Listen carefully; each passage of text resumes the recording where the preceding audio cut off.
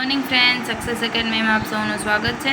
આજે આપણે દાખલા નંબર 26 નો બ કરમાલી કંપની લિમિટેડ અમદાવાદના રેકોર્ડ્સમાંથી વર્ષ 2023-24 માટે નીચેના આંકડા લેવામાં આવ્યા છે, જેમાં 2023ની પણ ઇન્ફોર્મેશન આપેલી છે અને 2024ની પણ આપેલી છે, જેમાં સરેરાશ સ્ટોક આપણે શોધવાનો છે। શરૂઆતનો સ્ટોક 80,000 આપેલો છે, ખરીદી 4,14,000 આપેલી છે, વ્યવસ્થિત ખરીદી 4,10,000 આપેલી છે અને ફેરબદલીનો દર પણ આપણે શોધવાનો છે। તો ચાલો દાખલાની શરૂઆત કરીએ।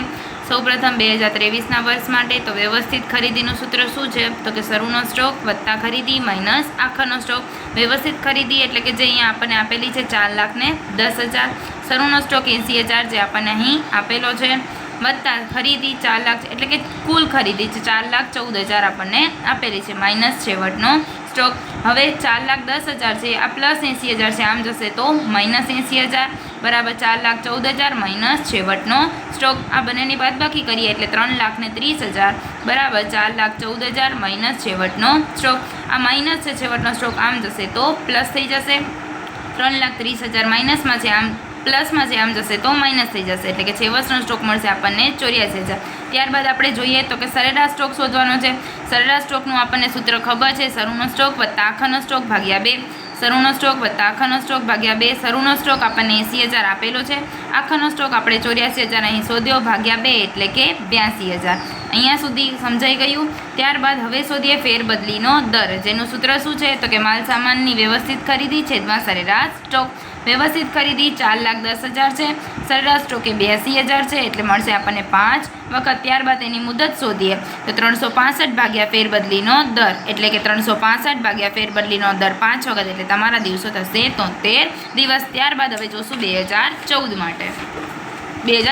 માટે, જેમાં આપણને સરેરાશ સ્ટોક 80,000 આપેલો છે, શરૂનો સ્ટોક આપણે શોધવાનો છે, ખરીદી પણ શોધવાની છે, વ્યવસ્થિત ખરીદી પણ શોધવાની છે, તેમજ ફેરબદલીનો દર 9 વખત આપેલો છે।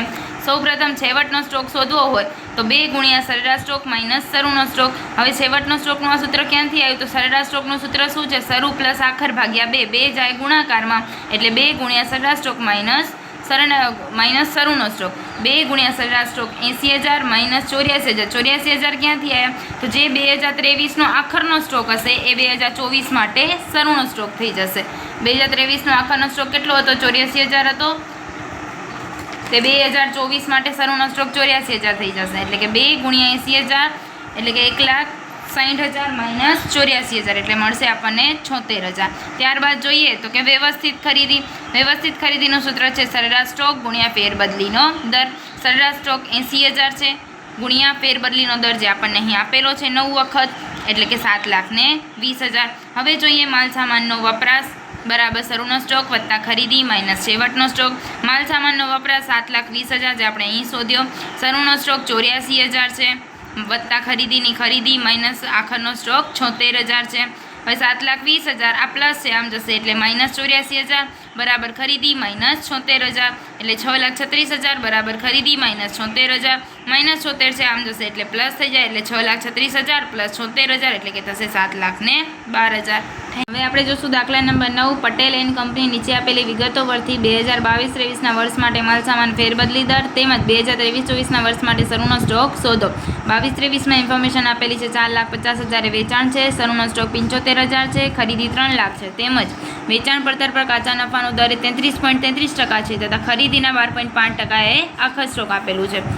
અહીં આપણને માલસામાનનો વપરાશ શોધવા માટે 2 વસ્તુ ઇન્ફોર્મેશન આપેલી છે, વેચાણ પડતરે કાચા નફાનો દર 33.33% તેમજ ખરીદીના 12.5% એ આખરનો સ્ટોક છે, તો ખરીદી ગુણ્યા 12.5% બરાબર આખરનો સ્ટોક। ખરીદી આપણને આપેલી છે અહીં 3 લાખ ગુણ્યા 12.5% એટલે 37,500। હવે આપણે જોઈએ વ્યવસ્થિત ખરીદી, તેનું સૂત્ર છે શરૂનો સ્ટોક વત્તા ખરીદી માઇનસ આખરનો સ્ટોક।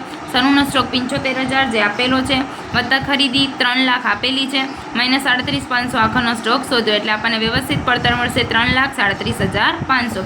ત્યારબાદ આપણે જોઈએ માલસામાન ફેરબદલીનો દર, એટલે કે વપરાશના છેદમાં સરેરાશ સ્ટોક।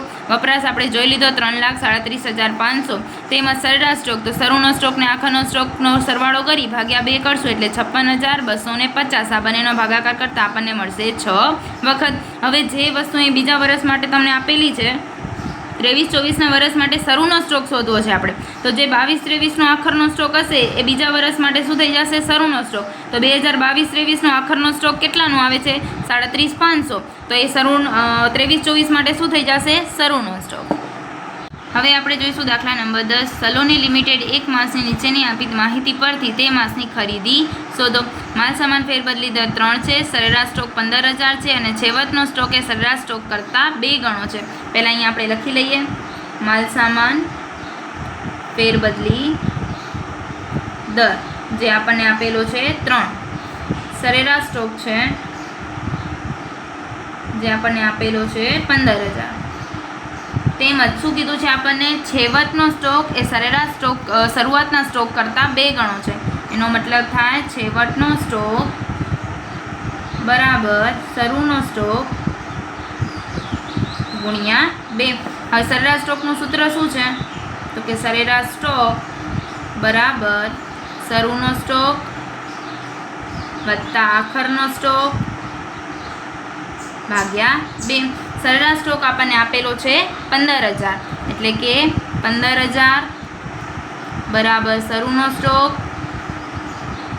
વત્તા આખરનો સ્ટોક ભાગ્યા 2. હવે આ ભાગાકારમાં છે, આમ જશે તો શું થશે? ગુણાકાર. એટલે કે 15,000 ગુણ્યા 2. શરૂના સ્ટોકને શરૂનો સ્ટોક લખીએ વત્તા હવે આખરનો સ્ટોક છે. આખરના સ્ટોક માટે આપણે શું લખ્યું છે? તો કે 2 વખત શરૂનો સ્ટોક એટલે કે 2 ગુણ્યા શરૂનો સ્ટોક. 15,000 ગુણ્યા 2 એટલે કેટલા થશે? 30,000. આ 1 વખત, આ 2 વખત એટલે ટોટલ કેટલા થયા? 3 વખત શરૂનો સ્ટોક. 3 છે આમ જશે તો શું થઈ જશે? ભાગાકાર એટલે કે 30,000 ભાગ્યા 3 બરાબર શરૂનો સ્ટોક એટલે આવશે 10,000. હવે શરૂનો સ્ટોક 10,000 છે તો એના ગુણ્યા કેટલા કીધા છે આપણને? 2 કીધા છે એટલે આખરનો સ્ટોક કેટલો થાય? 10,000 ગુણ્યા 2 એટલે કે 20,000. અહીંયા સુધી કોઈને ડાઉટ છે? હવે આપણને પૂછ્યું છે માલ સામાનની ખરીદી શોધવાની છે, પણ આપણને એના પહેલાં માલ સામાન ફેરબદલીનો દર આપેલો છે. તો દરનું સૂત્ર શું છે? તો કે માલ સામાન વપરાશ ભાગ્યા સરેરાશ સ્ટોક. માલ સામાનનો વપરાશ આપણે શોધવાનો છે. સરેરાશ સ્ટોક આપણને આપેલો છે 15,000 અને દર આપણને આપેલો છે 3. તો વપરાશ બરાબર શું થાય? 15,000 ગુણ્યા 3 એટલે 45,000. હવે વપરાશનું સૂત્ર શું છે? તો કે વપરાશ બરાબર શરૂનો સ્ટોક પ્લસ ખરીદી માઇનસ આખરનો સ્ટોક.